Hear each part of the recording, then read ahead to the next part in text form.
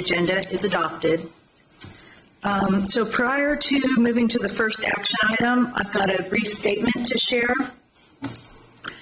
After careful deliberation, this board is meeting today to terminate Superintendent Earnest Winston's contract, exercising the contract's termination for convenience clause.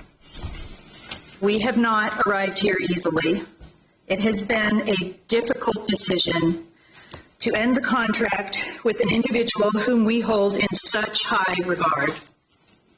Earnest Winston cares deeply for CMS, for our students, our employees, and our community, and he has given his all in his 18 years in this district, especially these last 3 years as superintendent. And he is a good man, and nobody can dispute this. As a new superintendent, he persevered through the cataclysmic COVID-19 pandemic in what has proven to be the most difficult chapter in the history of public education in the United States. However, we believe that a different leader is needed to shore up this district and place our students on track to achieve high goals in literacy, math, and career and college readiness. Student outcomes are what matters most. We are confident this decision is the right one at the right time for the CMS staff, the community, and most important, the students. So while he is not the leader for the future of CMS, we acknowledge his character and his skills, and we thank him for his service. So before I turn to Rhonda Cheek, she's going to make this motion. Before I turn to her for the motion, I'm just going to share the rules of engagement for today.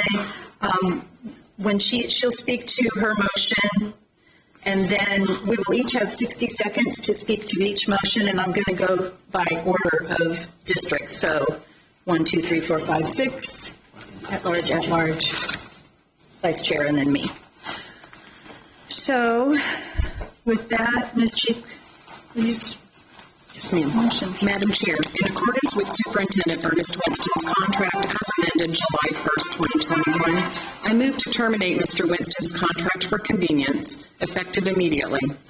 Per the terms of Mr. Winston's contract, my motion authorizes severance payments of $24,033.33 per month for a period of 24 months in accordance to the North Carolina General Statute 115C-271. The funds to pay this severance will come from the board's fund balance.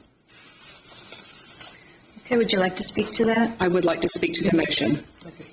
Of all the responsibilities of a school board, our greatest responsibility is to ensure the academic success for all our students. Oh, we need to say I need a second. Sorry. We have a second? Second.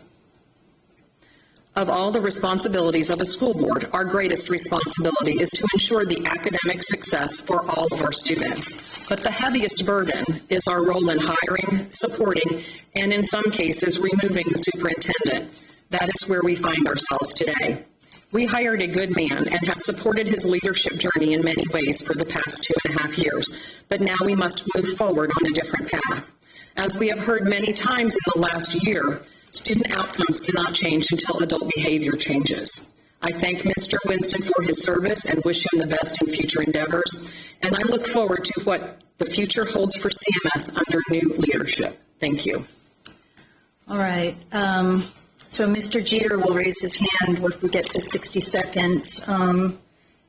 So Dr. Jones, would you like to speak to this motion?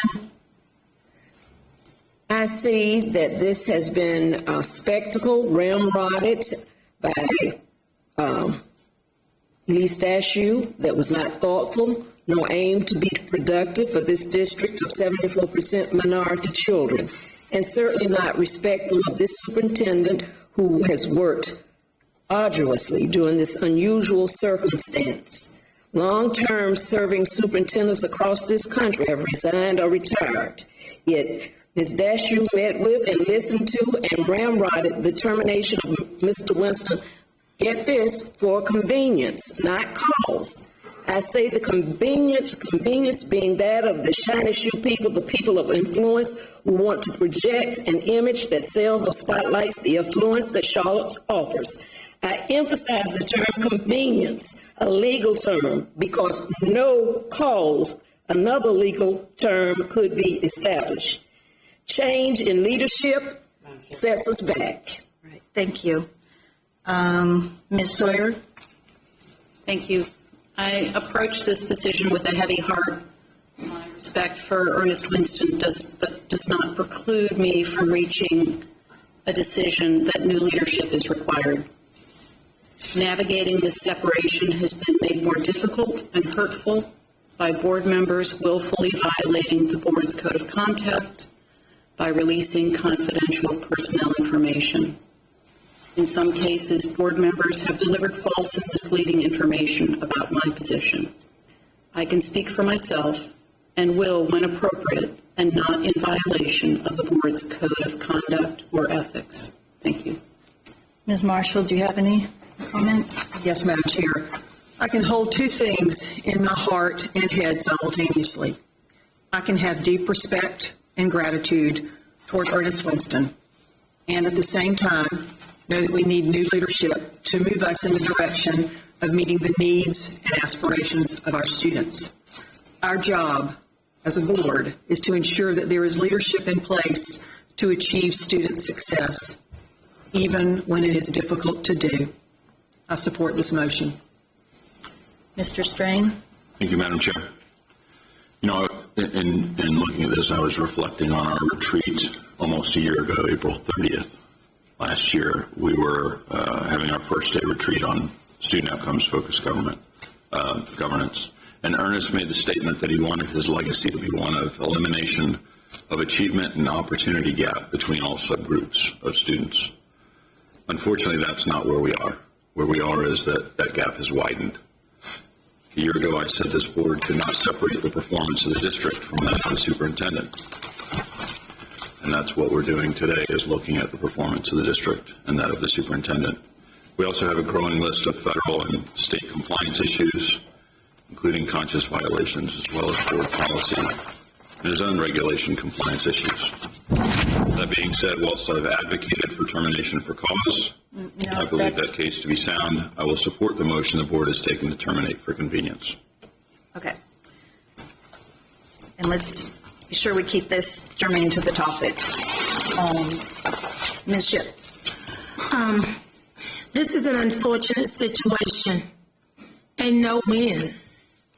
I thank Superintendent Winston for his hard and dedicated work, and I respect all that he's done for the district. I have seen now over the months that much confidence has been lost in the leadership from the top down. For me, this is not just about black or white. It is about doing what is right for all our children in CMS, a focus on what's best for all children. As a former principal and a teacher, I know this is a difficult time where we are right now today, but we can't go backwards. We can't stand still. We must move forward, and I must have the courage to be uncomfortable with this difficult decision in a time like this, in this season. Ms. De La Hara. A change in leadership is always a hard decision. The Board of Education's decision to separate from Superintendent Earnest Winston is painfully difficult because all of us on the board recognize what a principled, ethical, kind, and loyal person Mr. Winston is. He cares about our kids, all of them, as a parent, a leader, and a member of our community. Upcoming action items from the board that the board will take momentarily will further explain how we arrived at this decision. I also want to be very clear that despite certain radical political forces taking a victory lap that they made this happen, that no one, no parent group, no faith-based group have led me to my decision today. The facts will speak for themselves, and I'm astonished that others are celebrating right now when it has nothing to do with you. Ms. Byers-Bailey. This is a sad day for me. I have been supportive of Ernest from the very beginning, and I fully believe that we as a board have no right to require anything other than the best a person has to offer. If that is insufficient, then that is a decision that we have to make. But Ernest gave us his best, and I don't believe this decision serves him in his best interest. Thank you. All right.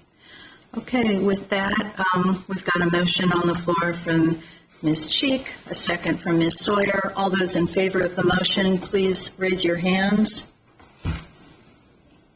All those opposed? So that passes 7-2, Madam Clerk.